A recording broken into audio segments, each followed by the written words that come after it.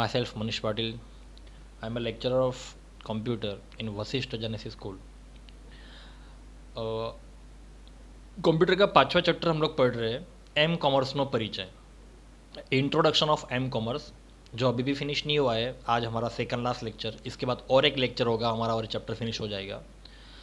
सो आज के आज के लेक्चर का सबसे पहला टॉपिक है सिक्योरिंग इंटेलेक्चुअल प्रॉपर्टी, बौद्धिक संपत्तिनी सुरक्षा, कॉपीराइट, स्वाधिकार। इसके अंदर पहला टॉपिक है कॉपीराइट, स्वाधिकार। ओके, तो ये क्या है, बौद्धिक संपत्तिनी सुरक्षा। उसके अंदर सबसे पहला टॉपिक है कॉपीराइट, स्वाधिकार। अभी कॉपीराइट मीन्स क्या? अभी कॉपीराइट ये शब्द आपने पढ़ा होगा बहुत सारी जगह पे। तो कॉपीराइट का मतलब क्या है पता है? कॉपीराइट का मतलब क्या है कि कोई भी ऐसी चीज़ जो मैंने बनाई है, जिसका ऑनर मैं हूँ, और मेरी बनाई हुई चीज़ कोई अपने खुद के यूज़ के अंदर ना ले, इसलिए मैं उसके ऊपर कॉपीराइट का टैग लगा दूंगा। अगर कोई मुझे पूछे बगैर मेरी बनाई हुई चीज़ अपने यूज़ में लेता है तो मैं उस पर केस कर सकता हूँ। तो कॉपीराइट के बारे में फर्स्ट लाइन में लिखा है, સર્જકના મૂળભૂત કાર્ય પર તેની અનુમતિ વિના અન્ય વ્યક્તિ અધિકાર ધરાવે કે પોતાના ઉપયોગમાં લે તેની સામે રક્ષણ આપતા અધિકારને સ્વાધિકાર એટલે कॉपीराइट કહે છે। સર્જક એટલે कौन? सर्जन करनार, कि जिस चीज़ का सर्जन उसने खुद किया है, अभी उसकी अनुमति के बिना, उसको पूछा नहीं गया, और किसी और व्यक्ति ने क्या किया, उसकी बनाई हुई चीज़ पे अपना अधिकार ले लिया, तो ऐसा करने पे वो बंदा उसके ऊपर केस कर सकता है। वही लिखा है इंग्लिश में भी, copyright provides the author with a tool to protect his her original work from being use और taken by others without permission. बराबर, कोई भी हो सकता है। फॉर एग्जाम्पल कि अगर मान लो कि अगर मेरी खुद की कोई किताब है, पुस्तक, तो मेरी बनाई हुई किताब अगर किसी ने अपने नाम पे ले ली, मतलब किताब मेरी है, उसका ऑथर मैं हूँ, उसके अंदर की सारी लिखावट मेरी है, सारे विचार मेरे हैं, ओके, तो वो किताब ऑलरेडी मेरी है, उसको मैंने खुद ने पब्लिश किया हुआ है। तो मेरी बनाई हुई किताब अगर कोई बंदा अपने नाम पे ले लेता है, चोरी कर लेता है मेरी किताब और उस पर उसका खुद का नाम लगा देता है, तो मुझे तो तकलीफ होगी ही, क्योंकि उसने तो कुछ किया ही नहीं है, उसने मेरी किताब अपने नाम पे कर ली, तो मैं उस पर केस कर सकता हूँ। तो जिन किताबों पे कॉपीराइट लिखा होता है ना, तो उसका मतलब साफ होता है कि हम लोगों को उस किताब की कॉपीराइट नहीं करनी है, नहीं करनी है। कॉपीराइट का मतलब कॉपीराइट करनी नहीं है। ओके, और अगर फिर भी अगर हम लोग उसकी कॉपीराइट करते हैं तो फिर वो बंदा हम पे केस कर सकता है। ओके, तो ये सिर्फ किताबों के लिए ही नहीं, पुस्तक हो गया, सॉफ्टवेयर हो गया, किसी का प्रोग्राम हो गया, किसी की लिखावट हो गई, हाँ, तो ये सारी चीज़ें ना कॉपीराइट से रिलेटेड है। मतलब हम लोग ये किसी किसी की किताब हम लोग चोरी नहीं कर सकते, किसी का बनाया हुआ सॉफ्टवेयर हम लोग चोरी नहीं कर सकते, किसी का लिखा हुआ कोई कुछ किसी की पोएम है, ओके, किसी का लेख है, वो हम सब क्या कर सकते हैं, चोरी नहीं कर सकते उसको बिना पूछे। तो वही लिखा है, it is a applicable to books, software program and articles, copyright law protect intellectual property. તો ये सब कुछ क्या है, लागू પાડવામાં આવે છે, કોપીરાઇટને लागू પાડવામાં આવે છે। સ્વાધિકારનો કાયદો બૌદ્ધિક સંપત્તિને અનેક રીતે સુરક્ષા પૂરી પાડે છે। સ્વાધિકાર સંપત્તિ મુક્તપણે ઉપયોગમાં લઈ શકાતી નથી। ઈ કોમર્સ અને એમ કોમર્સમાં બૌદ્ધિક સંપત્તિની સુરક્ષાનું કાર્ય ઘણું કઠિન છે। ઉદાહરણ તરીકે તમે કોઈ સોફ્ટવેર ખરીદ્યું હોય તો તમને તેનો ઉપયોગ કરવાનો अधिकार છે, પરંતુ તેનો વિતરણનો નહીં। समझ में आया? फॉर एग्जाम्पल, यहाँ देखो इंग्लिश में, for example if you buy software you have the right to use it and not the right to distribute. जाहिर सी बात है, अगर मैं किसी के पास से सॉफ्टवेयर परचेस करता हूँ तो मुझे सिर्फ उस सॉफ्टवेयर को यूज़ करने का अधिकार है, उस सॉफ्टवेयर को बेचने का अधिकार मेरे पास नहीं है, क्योंकि सॉफ्टवेयर को बेचने का अधिकार सिर्फ उसके ऑनर के पास ही, जिसने उसको बनाया है। ओके, अभी अगर मैं सॉफ्टवेयर जिसने भी बनाया हुआ है उसके पास से मैं बिना परमिशन लिए उसका ही सॉफ्टवेयर अगर मैं खुद बेचने लगा तो ये तो क्राइम ही होगा। और जब उस बंदे को ये बात पता चलेगी कि मेरा ही बनाया हुआ सॉफ्टवेयर ये बंदा बेच रहा है, ओके, तो वो मेरे पे केस कर सकता है। इसका मतलब कि बेचने का अधिकार मेरे पास नहीं है, परंतु तेनो वितरणो नहीं, मेरे पास सिर्फ उसको यूज़ करने का अधिकार है। समझ में आया?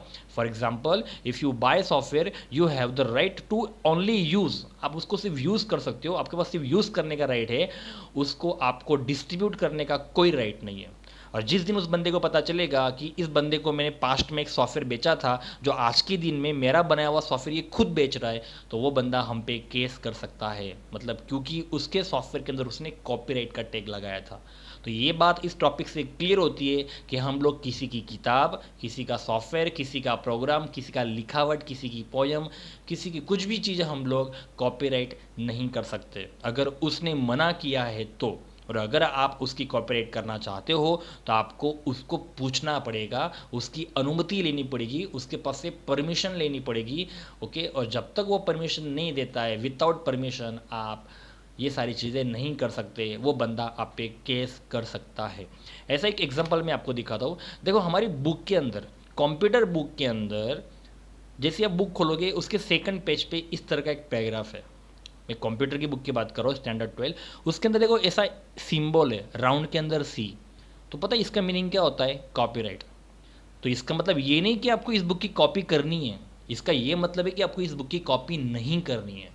तो ऐसा सिंबल आपको जहाँ कहीं भी दिखाई दो तो समझ जाओ कि इसका कॉपीराइट करना गुनाह है। अगर आप ऐसा करते हो फिर भी, तो फिर वो बंदा आप पे केस कर सकता है, क्योंकि यहाँ पे लिखा हुआ है गुजरात राज्य शाळा पाठ्य पुस्तक मंडळ गांधीनगर आ पाठ्य पुस्तकना सर्व हक ગુજરાત રાજ્ય શાળા પાઠ્યપુસ્તક મંડળની હસ્તક છે। આ પાઠ્યપુસ્તકનો કોઈપણ ભાગ કોઈપણ રૂપમાં ગુજરાત રાજ્ય શાળા પાઠ્યપુસ્તક મંડળના નિયામકની લેખિત પરવાનગી વગર પ્રકાશિત કરી શકાશે નહીં। Gujarat state board of school textbooks Gandhinagar copyright of this book is reserve by Gujarat state board of school textbooks. No reproduction of the book in whole or in part in any form is permitted without written permission of the director Gujarat state board of school text books. मतलब ये symbol का यहाँ होना ये इस बात का proof है कि हम लोग इस बुक की कॉपी नहीं कर सकते। तो ऐसा सिंबल आपको सिर्फ किताबों के ऊपर ही नहीं, ऐसा सिंबल आपको किसी सॉफ्टवेयर के ऊपर भी दिख सकता है, ऐसा सिंबल आपको किताबों के ऊपर भी दिख सकता है, ऐसा सेम सिंबल आपको किसी वीडियो के ऊपर भी होगा, किसी म्यूज़िक के ऊपर भी होगा, किसी की वेबसाइट के ऊपर भी होगा। ऐसा सिंबल जहाँ कहीं भी आपको दिखाई दे तो अलर्ट, आपको उसकी कॉपी करनी नहीं है। यहाँ पे लिखा है मैंने books, music, video, software, website या वेबसाइट के अंदर का खाली एक वेब पेज या किसी की पेंटिंग, यस किसी और की बने हुई पेंटिंग आप अपने नाम पे ले रहे हो, ये भी एक क्राइम होगा। ओके, तो ये सारी चीज़ें आप कॉपीराइट नहीं कर सकते। समझ में आया? नहीं कर सकते। आपने देखा होगा कोई वीडियो या कोई मूवी स्टार्ट होती है तो शुरुआत में डिस्क्लेमर आता है ना? तो इसका मतलब क्या है कि हमारी मूवी की कॉपी करना एक गुनाह है। या फिर अगर आप कोई भी गाना सुनते हो, वीडियो सॉन्ग सुनते हो, तो वो वीडियो सॉन्ग बजने से पहले एक नोट आती है कि आप हमारा म्यूज़िक चोरी नहीं कर सकते हो, अगर आप ऐसा करते हो तो आप पे केस किया जाएगा। तो ये सब क्या है पता है? कॉपीराइट के टैक्स है। तो हम लोग देखो ये सॉफ्टवेयर है, हम किसी का बनाया हुआ सॉफ्टवेयर खुद के नाम पे नहीं कर सकते। मैं किसी की बनाई हुई बुक अपने नाम पे नहीं कर सकता, किसी का बनाया हुआ वीडियो में मेरे नाम पे नहीं कर सकता, किसी का म्यूज़िक में मेरे नाम पे नहीं कर सकता, है ना? किसी की वेबसाइट में अपने नाम पे नहीं कर सकता। ये सारी चीज़ें अगर मैं करता हूँ तो वो बंदा डेफिनेटली मेरे पे केस कर सकता है। तो ये सारी चीज़ें आप लोगों को एग्ज़ाम के लिए याद रखनी है, और ख़ास करके ये सिंबल याद रखना है, किसका है? कॉपीराइट का। ओके, तो यहाँ पे हमारा पहला टॉपिक फिनिश कॉपीराइट का। देन अगला टॉपिक है trademark. Yes, trademark it means TM। आप लोगों ने ऐसे सिंबल बहुत सारे प्रोडक्ट पे देखे होंगे। तो सबसे पहला मेन क्वेश्चन ये है कि बोर्ड के एग्जाम में पूछा जाएगा कि ट्रेडमार्क के कितने सिंबल हमारे बुक में दिए हैं? सिर्फ 3, एक TM, एक SM और एक R। ये देखो, ये मैंने जो पैराग्राफ कट किया है वो बुक का ही कट किया है। ओके, अभी तक मतलब मैं जितने भी आपको पैराग्राफ दिखा रहा हूँ सब बुक के ही है। सो ये TM, ये SM और ये R। सो TM का पूरा नाम है ट्रेडमार्क, SM का पूरा नाम है सर्विस मार्क और R मतलब रजिस्ट्रेड। तो ये तीनों ट्रेडमार्क के सिंबल्स है। अभी पैराग्राफ पढ़ो क्या लिखा है। आ एक निर्धारित लोगो, चिन्ह, शब्द, निशानी, शब्द समूह के चित्र છે જેનો ઉપયોગ કોઈ વ્યક્તિગત સંસ્થા દ્વારા કોઈ ઉત્પાદન કે સેવાને બજારના અન્ય ઉત્પાદન કે સેવાથી અલગ પાડવા માટે કરવામાં આવે છે। मतलब कोई भी कंपनी अपनी कंपनी का प्रोडक्ट कुछ इस तरह से तैयार करना चाहता है कि मार्केट में वो किसी और से बेटर लगे। ओके, तो ट्रेडमार्कने TM, SM અને R નિશાની દ્વારા દર્શાવવામાં આવે છે। It is a specific logo mark, word, symbol, design, phrase of image which is used by an individual or a company to distinguish sorry distinguish a product or service from that of other in the market. A trademark may be designed by the following symbol TM, SM and R. देखो अब ये symbol आप लोगों को पता है BMW, मतलब क्या है कि लोगो देख के ही हम लोगों को पता चल जाता है कि ये लोगो BMW का है, ये लोगो स्कोडा का है। तो हर कोई कंपनी अपना खुद का लोगो क्रिएट क्यों करती है? ताकि लोगो देख के ही हम लोगों को पता चल जाए कि ये कंपनी कौन सी है। इसका मतलब कि उस कंपनी ने मार्केट में अपनी खुद की एक पहचान बना के रखी हुई है, उसका खुद का एक पर्सनल लोगो है। अब उसका खुद का पर्सनल लोगो कोई दूसरी कंपनी चोरी नहीं कर सकती, क्योंकि ये लोगो फिक्स हो चुका है उस कंपनी का। और फिर भी अगर हम लोगों ने उस कंपनी का लोगो चोरी किया तो वो कंपनी हम पे केस कर सकती है। अभी एक बार अगर BMW का लोगो बन गया सो बन गया, अभी कोई और BMW का लोगो चोरी नहीं कर सकता। अगर मुझे एप्पल का लोगो चोरी करना है तो नहीं कर सकता। लास्ट में देखो मैंने वशिष्ठ का लोगो भी रखा है। अभी ये अपनी स्कूल का लोगो है। अभी वशिष्ठ नाम की तो अपनी अकेले की स्कूल नहीं है, हो सकता है कोई दूसरी और भी वशिष्ठ नाम की स्कूल हो। तो अगर सेम वशिष्ठ दूसरी कोई किसी वशिष्ठ ने अगर हमारा लोगो चोरी किया तो हम उन पे केस कर सकते हैं, क्योंकि ये लोगो अपनी वशिष्ठ का है। अगर उनकी स्कूल का नाम भी वशिष्ठ है तो वो अपनी स्कूल का लोगो कुछ अलग बनाए, हमारा लोगो कॉपी ना करे, बराबर। तो ये सब क्या है, डिफरेंट डिफरेंट टाइप की कंपनी के खुद के लोगो है। तो लोगो बनाने का काम कंपनी को करती है, क्योंकि उनको मार्केट में सबसे अलग दिखना है। यहाँ पे लिखा हुआ है કે બજારના અન્ય ઉત્પાદન કે સેવાથી અલગ પાડવા માટે, मतलब मेरा प्रोडक्ट बाजार में सबसे यूनिक लगना चाहिए। जैसे ही मेरा प्रोडक्ट लोगों के सामने आएगा तो उनको पता चल जाना चाहिए कि ये कौन सी कंपनी का लोगो है। ये हुंडई का है, Jaguar, Audi, HP, Apple, Domino's pizza, McDonald. देखो यहाँ पे भी देखो R लिखा है ना। Baskin Robins ice cream, okay, KFC, ये एक लोगो है। अभी लेटेस्ट हाल ही में एक नया लोगो लॉन्च हुआ है, या आप लोगों ने टीवी पे ऐड देखा होगा, VI, V means Vodafone and I means idea. So Vodafone idea company merge हो गई है, जिसका उन्होंने एक लोगो बनाया हुआ है VI। देखो ऊपर TM लिखा हुआ है, TM मीन्स ट्रेडमार्क। तो इट मीन्स मुझे ये टॉपिक के अंदर बस खाली आपको एक ही बात एक्सप्लेन करनी है कि ये जो लोगो है वो लोगो मतलब ये जो ट्रेडमार्क है, ये ट्रेडमार्क या तो लोगो हो सकता है, ये ट्रेडमार्क कोई सिंबल भी हो सकता है, ये ट्रेडमार्क कोई शब्द हो सकता है, ये ट्रेडमार्क कोई निशानी भी हो सकती है, ये ट्रेडमार्क कोई शब्द समूह हो सकता है, ये ट्रेडमार्क कोई चित्र भी हो सकता है। जैसे देखो ये चित्र है KFC का, बराबर, ये सब लोगो है, बराबर। तो ये डिफरेंट डिफरेंट टाइप के ट्रेडमार्क्स है। पता है कुछ कंपनियों की टैगलाइन भी होती है ना। और जैसे कि LIC का ज़िंदगी के साथ भी ज़िंदगी के बाद भी, है ना। तो ये उसकी टैगलाइन हुई। उसके बाद बहुत सारी अलग अलग है, जैसे कि टू डू ड्यू की जो ऐड आती है उसमें भी है कि डर के आगे जीत है। ये सब क्या है, उनकी टैगलाइन है। तो वो टैगलाइन भी हम लोग चोरी नहीं कर सकते। बहुत सारी स्कूलों की भी खुद की टैगलाइन होती है ना। Making engineers, we are a making engineers, ऐसा कुछ भी होता है। जैसे कि वशिष्ठ का भी कुछ है, जैसे कि एवरी चाइल्ड इज मैटर। ऐसे क्या मतलब कि ये सबकी खुद की एक टैगलाइन होती है। तो हम लोग क्या है, उनको टैगलाइन को भी चोरी नहीं कर सकते, क्योंकि वो हमारा ट्रेडमार्क बन जाता है। ओके, तो आई होप कि आपको ये ट्रेडमार्क का टॉपिक भी समझ में आ गया होगा। खास करके आपको ये 3 याद रखना है, ओके, जो हमारी बुक में दिए, TM, SM और R। TM trademark, SM service mark, R registered.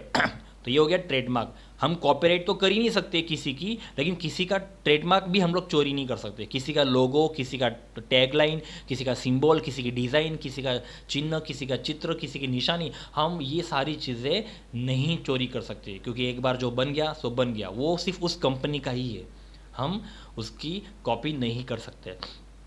तो ये हो गया ट्रेडमार्क। ट्रेडमार्क के बाद तीसरा टॉपिक है डोमेन नेम डिस्प्यूट, डोमेन नामनी तकरार। डोमेन नाम क्या होता है? हमारे जो वेबसाइट का नाम होता है ना, जैसे कि www डॉट, अंदर जो नाम आता है ना वो होता है डोमेन नाम, एंड देन लास्ट में आता है .com। जैसे कि फॉर एग्जांपल www.google.com, तो ये जो गूगल है ना, ये है डोमेन नाम। अब ये भी क्या पता है, अभी इंटरनेट के ऊपर तो लाखों करोड़ों वेबसाइट है। क्या आप लोगों ने कभी सुना है कि एक नाम की 2 वेबसाइट है? नहीं, क्योंकि अगर एक बार अगर गूगल लॉन्च हो गया सो हो गया। सो सेम दूसरी बार मैं अगर खुद की कोई वेबसाइट बनाऊंगा तो मैं मेरी वेबसाइट का नाम गूगल नहीं रख सकता। क्यों? क्योंकि गूगल नाम की वेबसाइट ऑलरेडी लॉन्च हो चुकी है। और फिर भी अगर मैंने गूगल नाम की वेबसाइट लॉन्च करने की कोशिश की तो मेरे पे केस हो सकता है, क्योंकि मैं डोमेन नेम कॉपी नहीं कर सकता। ये मैटर है यहाँ पे।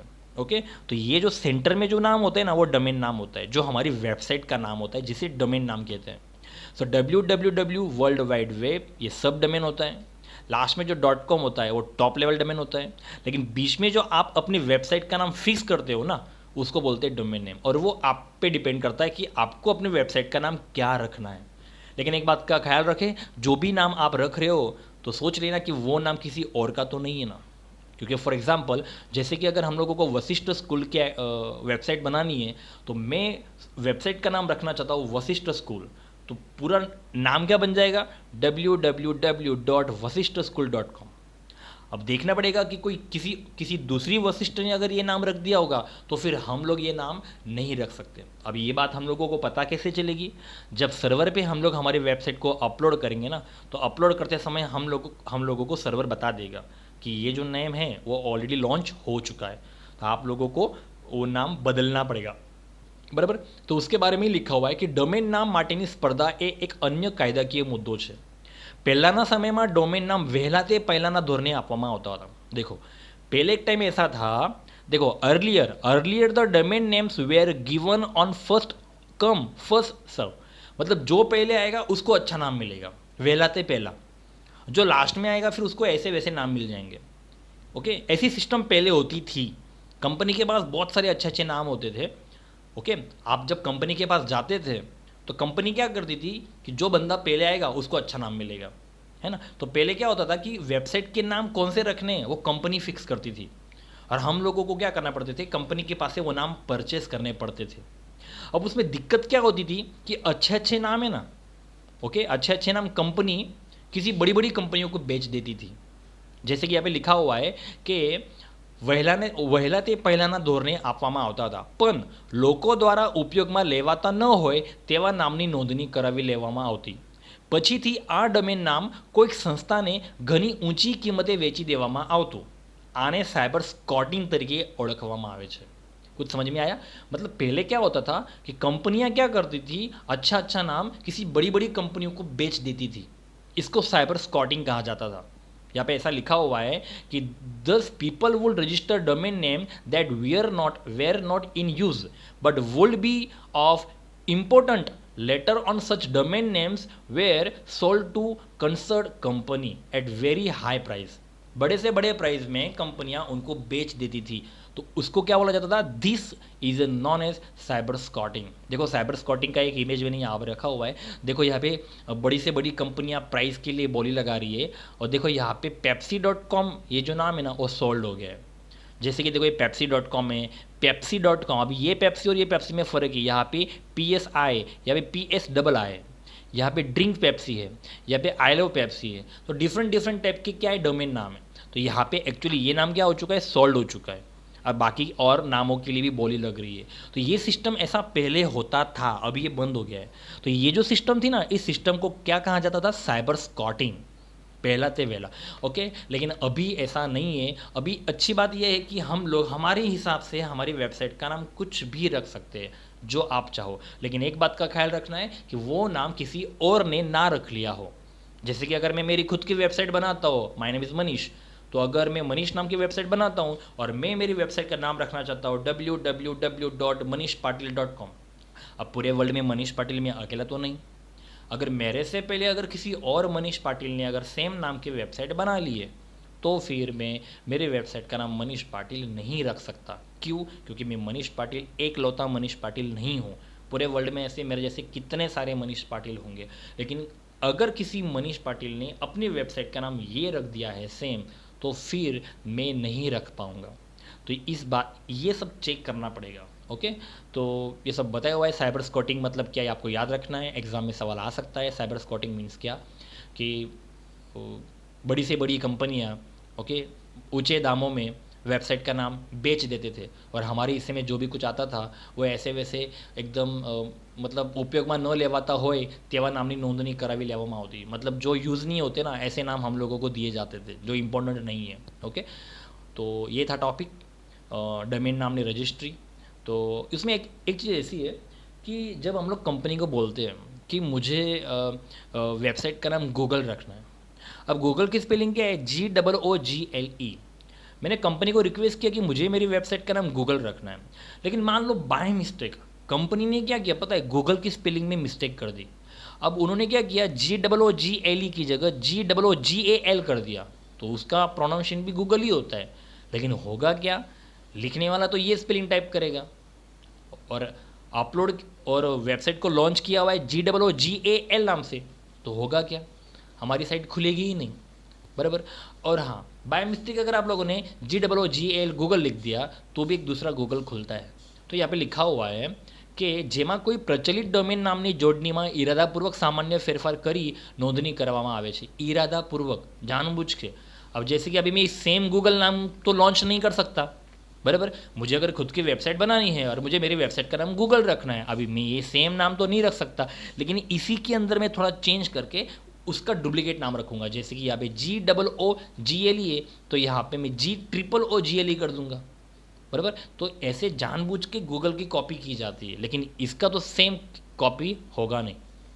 तो ડોમેન નામની જોડણીમાં ઇરાદાપૂર્વક સામાન્ય ફેરફાર કરી નોંધણી કરવામાં આવે છે, જેને સામાન્ય રીતે URL okay universal resource locator uniform resource locator type કરવામાં ટાઈપિંગની ભૂલ કરી હોય તેવા ગ્રાહક ગેરમાર્ગે દોરાઈ શકે છે. ઓકે, ये जो नाम है ना कि another problem is name changing where someone registered purposely मिसपेल, मतलब जानबूझ के वो सब अपना नाम चेंज करते हैं.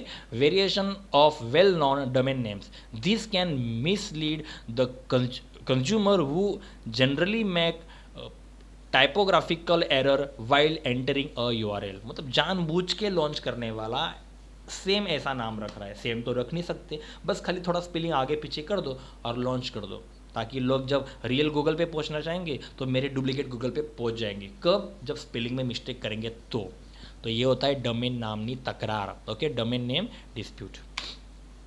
यस, आगे अभी वापस नया टॉपिक स्टार्ट होता है. टॉपिक का नाम है प्रोटेक्टिंग इंटेलेक्चुअल प्रॉपर्टी. सेम वही है टॉपिक, बौद्धिक संपत्ति की सुरक्षा. उसके अंदर सबसे पहला टॉपिक है स्टेगनोग्राफी. क्या है steganography? What is steganography? Steganography क्या है? स्टेगनोग्राफी एक सॉफ्टवेयर है, बराबर. आप गूगल पे अगर टाइप करोगे ना स्टेगनोग्राफी सॉफ्टवेयर तो आपको बहुत सारे सॉफ्टवेयर्स मिल जाएंगे स्टेगनोग्राफी के. लेकिन सवाल ये कि ये सॉफ्टवेयर से होता क्या है? तो देखो उसकी फर्स्ट लाइन पढ़ो. एक माहितीમાં अन्य माहिती સંતાડવાની क्रिया. एक माहितीમાં अन्य माहिती સંતાડવી, मतलब एक इन्फॉर्मेशन है, उस इन्फॉर्मेशन के अंदर हम लोगों को दूसरी इन्फॉर्मेशन छुपा देनी है, उसे बोलते हैं स्टेगनोग्राफी. तो एक्चुअली वो डिपेंड करेगा आप पे कि आपको दिखाना क्या है और छुपाना क्या है. तो जो हम लोग दिखा रहे हैं ना वो फेक है, लेकिन जो छुपा रहे ना वो रियल है. तो ये टेक्निक है इन्फॉर्मेशन को सेफ रखने की.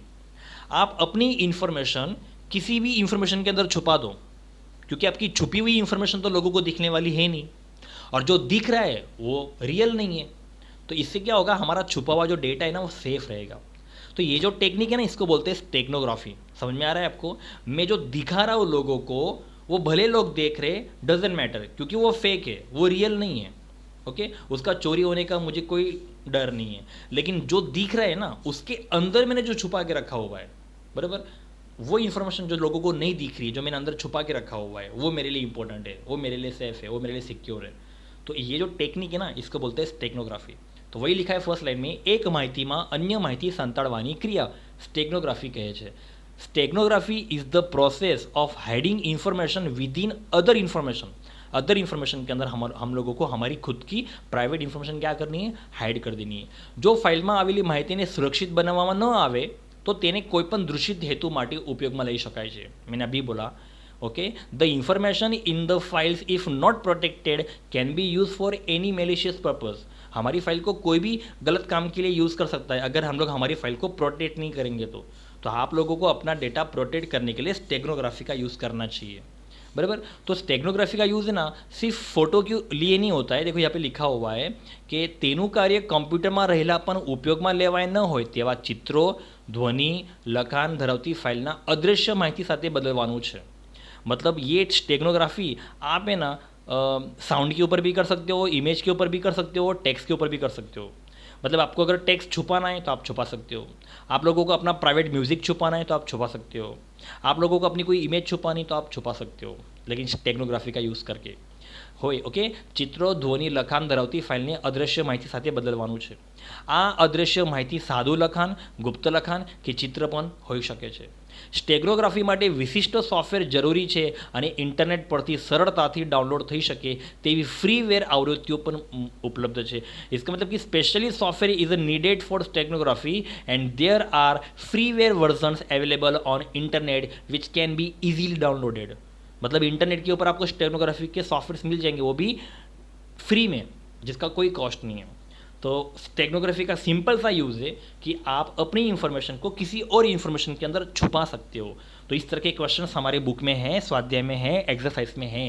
फर्स्ट लाइन से ही आप लोगों को पता चल गया होगा. एक माहिती में अन्य माहिती संताड़वी. जैसे अभी ये इमेज देखो, ऊपर कोई नेचुरल फोटो दिख रहा है लेकिन जिसके पीछे वर्ड, एक्सेल, पावर पॉइंट की फाइल छुपा के रखी है. तो लोगों को दिखेगा क्या? ऊपर का पिक्चर दिखेगा नेचुरल वाला, जबकि उसके पीछे क्या है, ये सब प्राइवेट फाइल्स हम लोगों ने छुपा के रखी है, वर्ड, एक्सेल, पावर पॉइंट की. यहाँ पे भी देखो, ये स्टेगनोग्राफी का एक सॉफ्टवेयर है, ओके, जिसका स्क्रीनशॉट यहाँ पे लिखा हुआ है. तो यहाँ पे ऊपर मोनालिसा का फोटो दिखाई दे रहा है, लेकिन मोनालिसा के फोटो के पीछे कुछ इन्फॉर्मेशन है, कुछ डेटा है जो लोगों को दिखाई नहीं देगा. सेम थिंग यहाँ पे भी है. ये मोनालिसा का फोटो है, यहाँ पे वो उसकी आँख पे थोड़ा मैग्नीफाइड जूम करके देख रहा है, तो उसकी आँख के अंदर उसको कुछ डेटा दिखाई दे रहा है. तो ये सारी इन्फॉर्मेशन हम लोग क्या कर सकते हैं, किसी पिक के अंदर छुपा सकते हैं, बराबर. तो ये जो टेक्निक है ना, इसे बोलते हैं स्टेगनोग्राफी. तो आप लोगों को स्टेगनोग्राफी के लिए अगर बोर्ड की एग्जाम में कुछ याद रखना है तो उसकी फर्स्ट लाइन खाली याद रखो कि एक माहिती में अन्य माहिती संताड़वी एटले स्टेगनोग्राफी. और स्टेगनोग्राफी सिर्फ फोटो के लिए नहीं, लिखावट हो, कोई फ़ोटो हो, कोई म्यूज़िक हो, सब के ऊपर हम लोग अप्लाई कर सकते हैं. तो ये था स्टेगनोग्राफी. उसके बाद अगला टॉपिक है डिजिटल वाटर मार्किंग. यस, ये भी थोड़ा बहुत स्टेगनोग्राफी की तरह ही है, क्योंकि इसमें भी वही करना है जो स्टेगनोग्राफी में करना है. यहाँ पे क्या करना है हम लोगों को, मैं बताता हूँ. सो वॉटर मार्क ए डिजिटल चित्र, ध्वनि के वीडियो में उमेरवामां आवतो एक डिजिटल कोड है. किसमें? कोई चित्र हो सकता है, ओके, कोई डिजिटल चित्र हो सकता है, कोई म्यूज़िक हो सकता है, कोई वीडियो हो सकता है. उसके अंदर हम लोग जो એડ करेंगे ना वो होगा डिजिटल वॉटरमार्क. તે ફાઇલના સ્વાધિકારની ઓળખ આપી શકે છે डेफिनेटली, बराबर. अगर कोई पेंटर, देखो पता है पहले के टाइम पे क्या होता था कि जब पेंटर लोग पेंटिंग करते थे ना, तो पेंटिंग करने के बाद नीचे अपना सिग्नेचर करते थे. सिग्नेचर क्यों करते थे वो लोग? क्योंकि सिग्नेचर करना ये इस बात का प्रूफ है कि वो बंदा ये बता रहा है कि ये पेंटिंग मेरी है. जैसे कि फॉर एग्जांपल मैं कोई पेंटिंग बनाता हूँ तो नीचे मेरा नाम लिख दूंगा मनीष. तो मेरा नाम लिखने का रीज़न क्या है कि ये पेंटिंग मेरी है, इस पेंटिंग को किसी मनीष नाम के आर्टिस्ट ने बनाया हुआ है. तो मेरा नाम लिखना मतलब ये एक बात वहाँ पे क्रिएट हो रही है कि मैं उस पर कॉपीराइट का दावा कर रहा हूँ. मतलब मेरी पेंटिंग की कोई चोरी नहीं कर सकता, मेरी पेंटिंग की कोई कॉपी नहीं कर सकता. क्यों? क्योंकि उस पर मैंने मेरा नाम लिख दिया है मनीष. और अगर किसी ने मेरी पेंटिंग की कॉपी की और मेरी नाम की जगह किसी और का नाम लिख दिया या खुद का नाम लिख दिया, तो फिर मैं उस पर केस कर सकता हूँ. तो सिर्फ पेंटिंग की बात नहीं कर रहा हूँ मैं, कोई पेंटिंग ले लो, कोई मूवी ले लो, कोई गाना ले लो, कोई फ़ोटो ले लो, हर कोई चीज़ पे हम लोग अपना अधिकार जमाने की कोशिश करते हैं. क्यों? क्योंकि वो अपनी है, उसके ऑनर हम हैं. तो ये स्वाधिकार. तो इसका मतलब क्या है कि उसके अंदर आप लोग वाटर मार्क ऐड कर सकते हो. अब जब उसके अंदर आप वाटर मार्क ऐड करोगे ना, तो वाटर मार्क आपको दिखेगा नहीं, अदृश्य दिखेगा. तो તે માહિતીનો સંપૂર્ણપણે અદૃશ્ય સ્વરૂપે સંગ્રહ કરવાની સુવિધા આપે છે. मैं आपको इमेज से समझा देता हूँ. जैसे कि अब ये इमेज देखो, इसके अंदर इस बंदे ने यहाँ पे एक वाटर मार्क ऐड किया है क्रॉस में. ओके, वाटर मार्क ऐड कर दिया और बाद में इस वाटर मार्क को फोटो के अंदर पूरी तरह से छुपा देगा, अदृश्य कर देगा. तो वाटर मार्क जब उसके अंदर पूरी तरह से छुप जाएगा, उसके बाद ये फ़ोटो कुछ इस तरह से दिखेगा. मतलब हम लोगों को पता भी नहीं चलेगा कि इस फ़ोटो के अंदर वाटर मार्क किया हुआ है.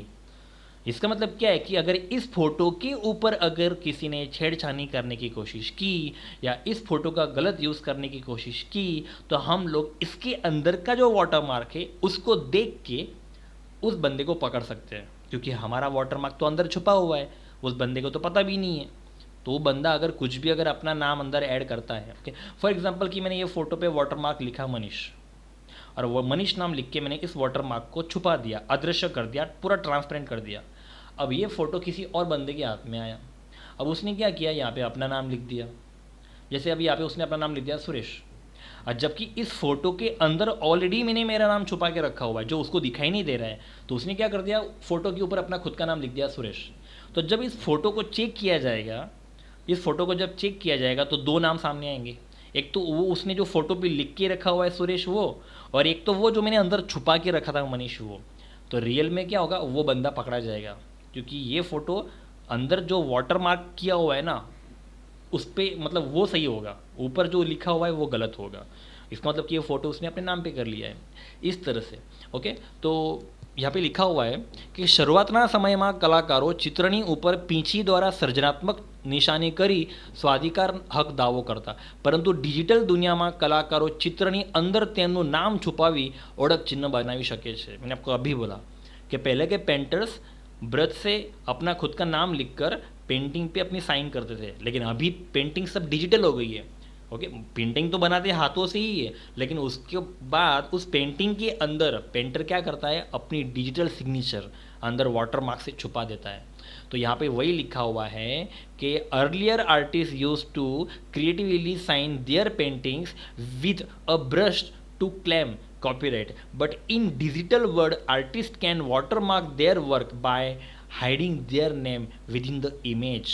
Hence the invisible embedded watermark helps to identify the owner of the work.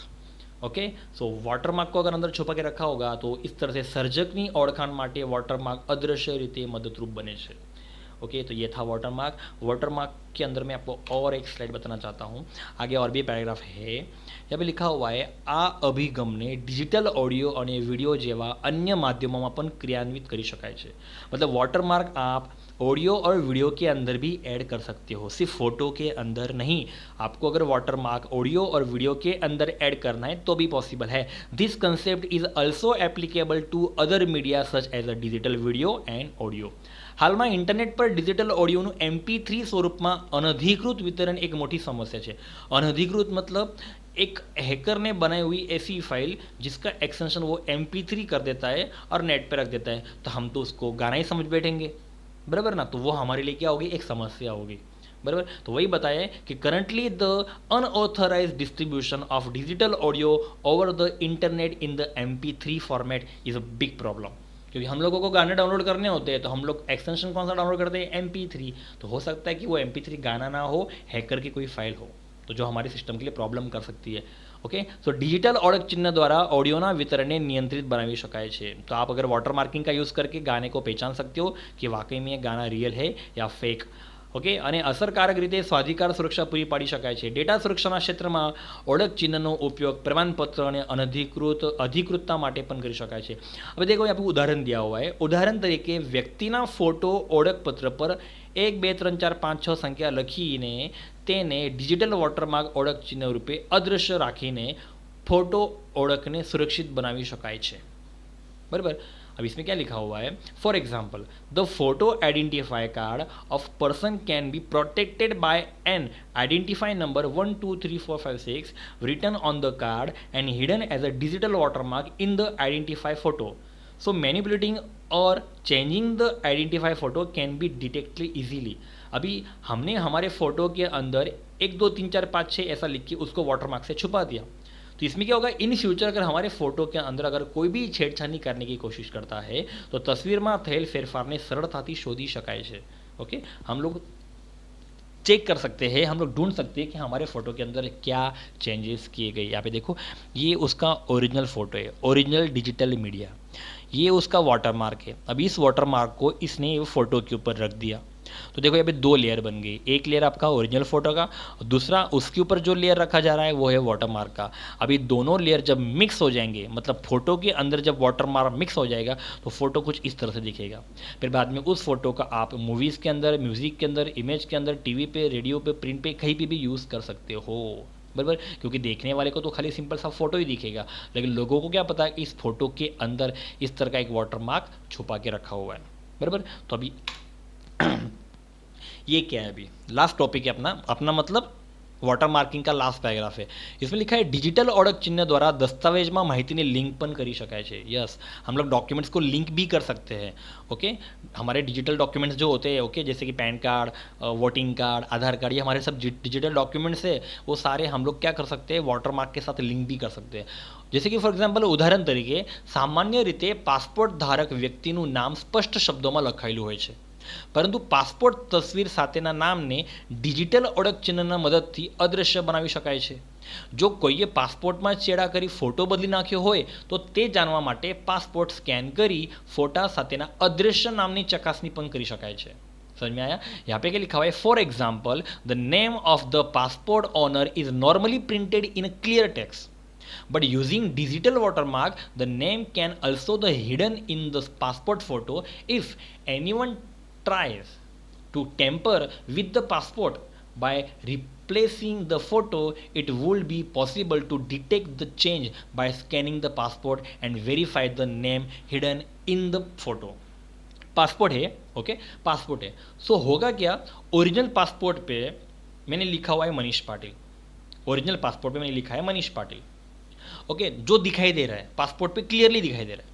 अब मैंने क्या किया, फोटो के अंदर भी मैंने मनीष पाटिल को छुपा दिया वाटर मार्क करके, मतलब मनीष पाटिल मैंने 2 बार लिखा है, एक वो मनीष पाटिल जो पासपोर्ट पे क्लियरली दिख रहा है, और एक दूसरा मनीष पाटिल है जो मैंने अंदर वाटर मार्किंग करके छुपा के रखा है, जो किसी को दिख नहीं रहा। अब होगा क्या कि मेरा पासपोर्ट अगर किसी अननोन बंदे के हाथ में आ गया और उसने मेरे पासपोर्ट के साथ छेड़छाड़ी की, उसने क्या किया, मेरे पासपोर्ट का फ़ोटो हटा दिया और अपना फ़ोटो लगा दिया, और साथ ही में उसने क्या किया, मेरा नाम हटा के खुद का नाम लगा दिया। जैसे उसने अभी मेरा नाम अंदर, मेरा नाम तो था पासपोर्ट पे मनीष पाटिल, उसने वहाँ पे कुछ और कर दिया, सुरेश। ओके, तो होगा क्या, उसने सिर्फ जो दिख रहा था ऊपर का वो चेंज किया, मतलब जो मनीष पाटिल ऊपर दिख रहा था क्लियर, उसने वो हटा के अपना नाम लिख दिया, लेकिन उसे ये बात नहीं पता है कि पासपोर्ट के अंदर और एक मनीष पाटिल नाम लिखा है जो वाटर मार्क करके रखा हुआ है, वो उसको तो बदल नहीं सकता। तो जब उस पासपोर्ट को स्कैन किया जाएगा ना, जब उस पासपोर्ट को स्कैन किया जाएगा तो वो बंदा पकड़ा जाएगा, क्योंकि स्कैन करने के बाद तो 2 अलग अलग नाम दिखेंगे, वाटर मार्किंग में मनीष पाटिल दिखेगा और पासपोर्ट के ऊपर सुरेश नाम दिखेगा, जिससे ये बात प्रूफ हो जाएगी कि वो बंदा फेक है और इसने किसी के पासपोर्ट के ऊपर छेड़छाड़ी की है, क्योंकि अंदर वाटर मार्किंग का नाम रॉन्ग नहीं हो सकता। अब सवाल ये है कि वाटर मार्किंग हम लोग करते कैसे। सो वाटर मार्किंग करने के लिए एक सॉफ्टवेयर आता है GIMP, ओके। सो GIMP एक नाम का सॉफ्टवेर है। GIMP જેવો ફોટો એડિટર પ્રોગ્રામના મદદથી તમે ચિત્રમાં દૃશ્યમાન વોટરમાર્ક ઉમેરી શકો છો। यहाँ पे लिखा हुआ है visible digital watermark can be added to any image using photo editor tools like GIMP।